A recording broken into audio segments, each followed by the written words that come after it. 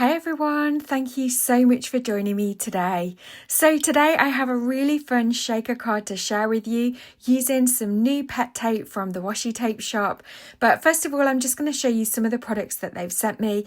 I'll leave names to the products in the top left hand corner of this video. They'll also be listed in the description box below. And there's a mixture of washi tape and pet tape. Now I really love the fact that the Washi Tape shop has started doing basically sticker tape in both the washi and the pet tape versions. So that means no fussy cutting is required to make beautiful cards with the tape. And I think that just really opens up so many more opportunities with the new tapes. There's some absolutely gorgeous new designs. I chose a lot of floral designs because that's just my go-to when it comes to card making. And I just think these are so versatile.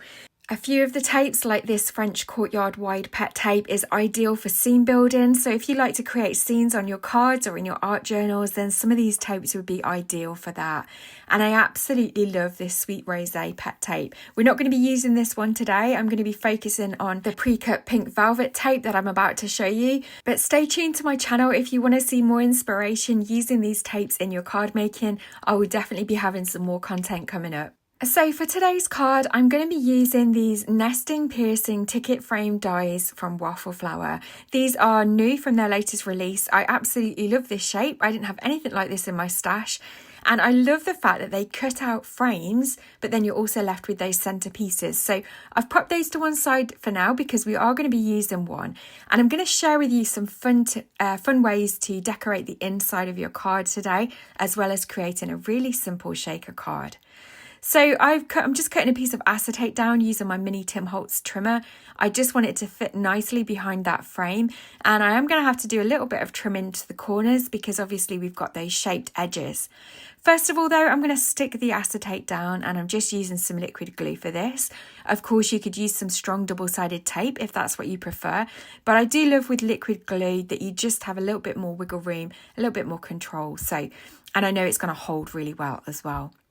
While that's drying with the acetate, I'm just gluing the other two frames together. I've die cut the frame 3 times just to give it a bit of extra strength.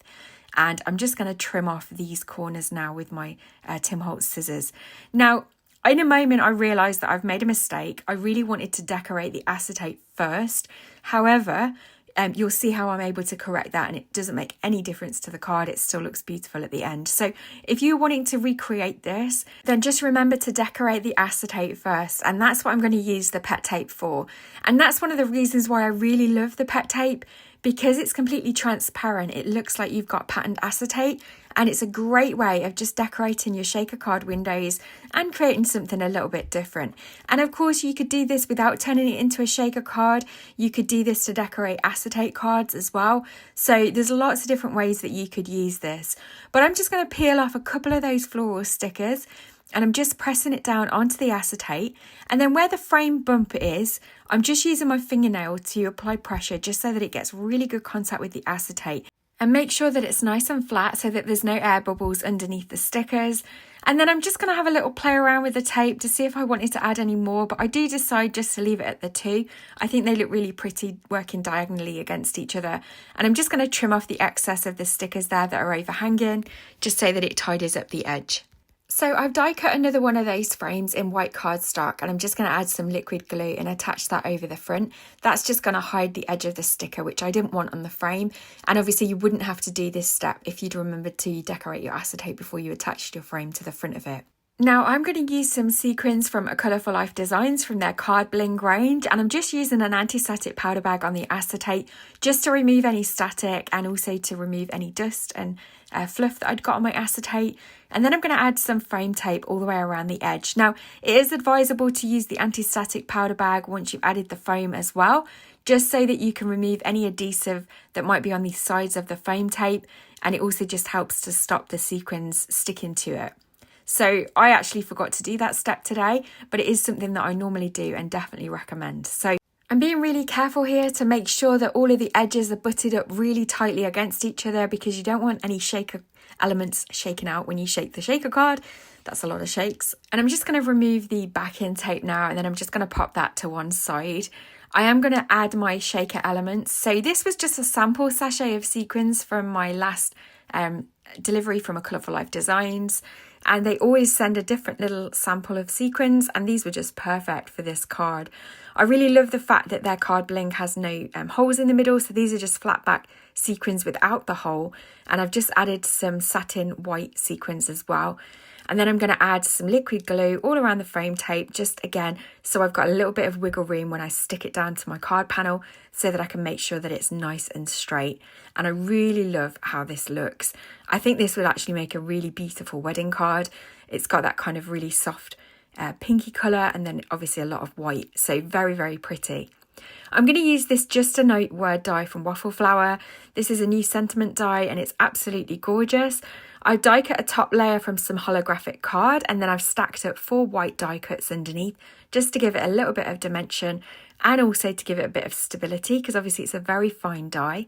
And then I've added some liquid glue, and I'm just going to weigh that down while the glue grabs to the acetate. And then once that's all stuck down, we've got our shaker card, and I think it looks so pretty. But we're going to decorate the inside as well. I think this is often a very neglected part of a card. It's definitely something that I neglect all the time. I'm quick to decorate the inside of a card if it's particularly like a dimensional card or a fun fold card, but I don't often decorate the inside of just a normal card. So that's what we're going to do today. And this is another great way to use that pet tape in your card making. So I'm just picking off all the little stickers now and creating a floral border all the way around the card. Now, of course, if you don't have tape, you could use pattern paper for this. So it's not exclusive to needing pet tape or washi tape. You could definitely do this with pattern paper. And you could even use your stamped images to create a lovely floral border on the inside of your card. So yeah, there's lots of ways to do this technique. And I'm just filling in all the little gaps with the smaller stickers, so then that'll complete our lovely floral frame that we've created. And then do you remember the die cut centre of the frame dies that I showed you at the beginning? So we're going to use one of those in a minute as well. I'm just using a craft knife to trim off the excess along with a metal ruler. I just find this was a little bit easier than using my scissors because the tape does get stuck to your scissors. It is a bit of a pain in that regard. So just using a craft knife here meant that it was a lot easier just to peel off the excess bits in a strip. And then I'm going to add some liquid glue to the back of one of those panels and attach that down in the centre of the card so that we've got somewhere to write our message. And I just think this is a really great way of decorating the inside of a card, making it all cohesive with the front of the card. And I think it just steps it up a little bit as well. So here's our finished card, and I think it just looks really gorgeous. So as always, all the products that I've used and showed you today will be linked in the description box below. I really hope that you've enjoyed this tutorial. I hope that it's given you some inspiration of ways that you could use pet tape in your card making, whether that's with shaker cards or acetate cards. As always, please don't forget to hit the thumbs up button if you've enjoyed this tutorial. It really helps me out. Leave me a comment and let me know what you think to pet tape. Is it something that you use in your card making, or is it the first time you've come across it? And if you're not subscribed to my channel and would like to see more from me, then please don't forget to hit that subscribe button and the notification bell as well. And I'll look forward to seeing you in the next video. Take care.